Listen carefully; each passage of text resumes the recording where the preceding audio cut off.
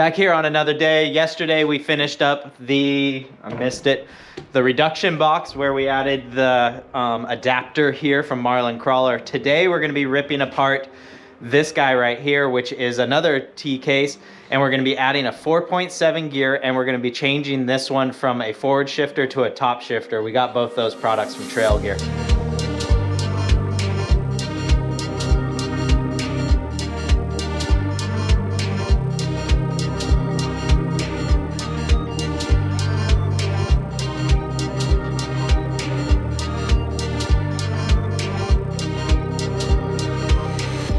So here we have the T case completely apart, and these are the new gears that we're going to be inserting into the T case and reduction box. For the most part, you can easily match them up by just their appearance. So you can see that this one has the bulbous head with a gear and then the shaft, and that one is the same.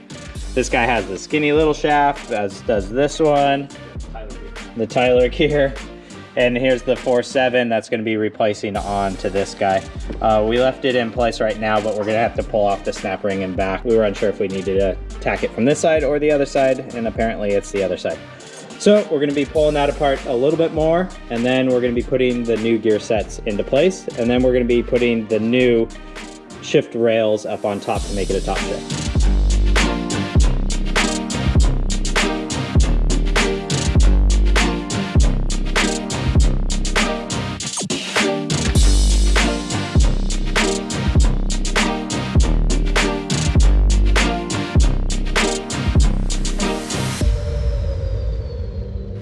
So to fit the 4.7 case in, we got to grind down right here. There's like a little bump that's in that area. We're going to take that all the way off, and we have to grind down just a little bit more of the case so that it all fits in.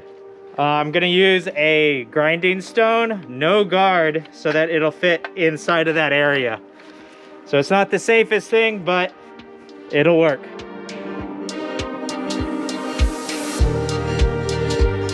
I think it's good enough. Fantastic, let's roll it. We'll see though. All right, so we got the 4.7 gear here. We're just gonna slide it in, and it doesn't conflict with it's not all the way down, so we're not a complete test, but it does look like it'll be fine. So just grinding down that little ridge in there should be enough. So when we press this fully down, we'll get a good idea if it's clear enough.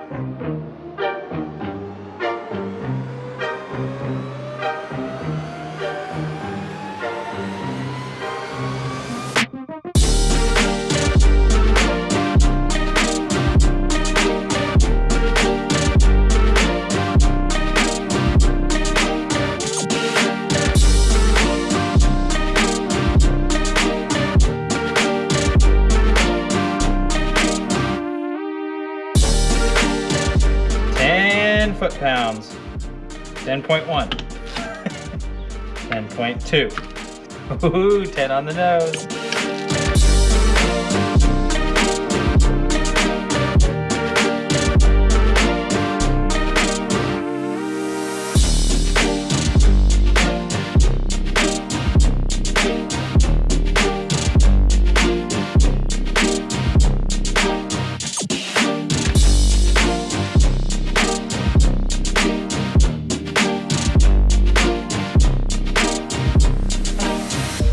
We had to steal, borrow these off of the one that we dissected. The Trail Gear kit didn't come with one, or 3 of these. We need 3 of these, so we had to steal them all from pieces that we've used. So if you are taking them all apart, if you're taking this guy apart, don't mess these guys up too much. Now we're gonna put them over the top of here and down onto there, and then this one's gonna go over the top of that one on the bottom. And so we're gonna put those on now. Don't need this, but if you're gonna stick with the standard shifter, you're gonna need to put this guy in, sliding in from one side down the other. This is what keeps the sticks moving independently of each other. You can't move them at the same time. So leaving this guy aside, I'm gonna go twin stick. So what is the point of having dual cases? Let's break this down for just a second. Dual cases means 2 transfer cases. And For a quick second, let's just talk about them both being stock. So a stock transfer case, when you go into the low gear, is a 2.28 gear for these trucks.